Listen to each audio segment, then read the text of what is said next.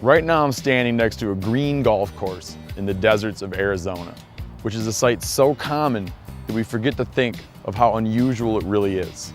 Of course, green grass requires a lot of water, and right now water is at a premium in these parts. Lake Mead, which sits on the Colorado River, where much of this water comes from, is currently only about 40% full. And we've been in the middle of a decade-long drought. But even if that drought ended, many scientists predict that the Colorado River's flows could reduce by 10 to 30% over the next 50 years, which is bad for us because the Colorado River provides water for about 25 million people and irrigates over 3 million acres of farmland. Las Vegas gets 90% of its water from the Colorado, and Phoenix, Tucson, Denver, and Los Angeles also rely heavily on the Colorado River's water. In fact, more water is pulled from the Colorado River Basin than any other basin in the world. And there is more water allocated legally to users than even exists in the river. But still, the biggest victim of the water crisis isn't us, it's fish and wildlife.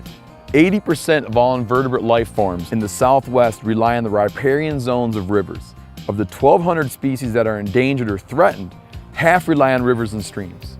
In the 1900s alone, at least 123 freshwater species in this country became extinct, gone forever. In the same time, we've lost at least 100 stocks and strains of trout and salmon in the Pacific Northwest. Those are fish that people used to be able to catch and eat. Thankfully though, it's not too late to reverse those trends. About 90% of the water in the American West is used to irrigate the crops that put food on our tables. But we use a lot of inefficient systems. Modern irrigation systems can be put in place that use half as much water to irrigate just as many crops. But right now, federal dollars that are meant to help farmers switch to these better, more efficient irrigation systems are being threatened by hasty-minded budget cuts. We're looking to save a few dollars by sacrificing the long-term viability of our land and the wildlife that relies on it. It's basically like a guy who decides he's going to save a lot of money by not changing the oil in his truck anymore.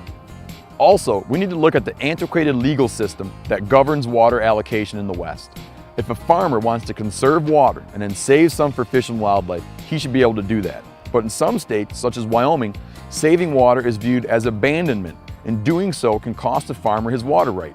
It's a system that rewards waste and discourages healthy conservation of our fisheries.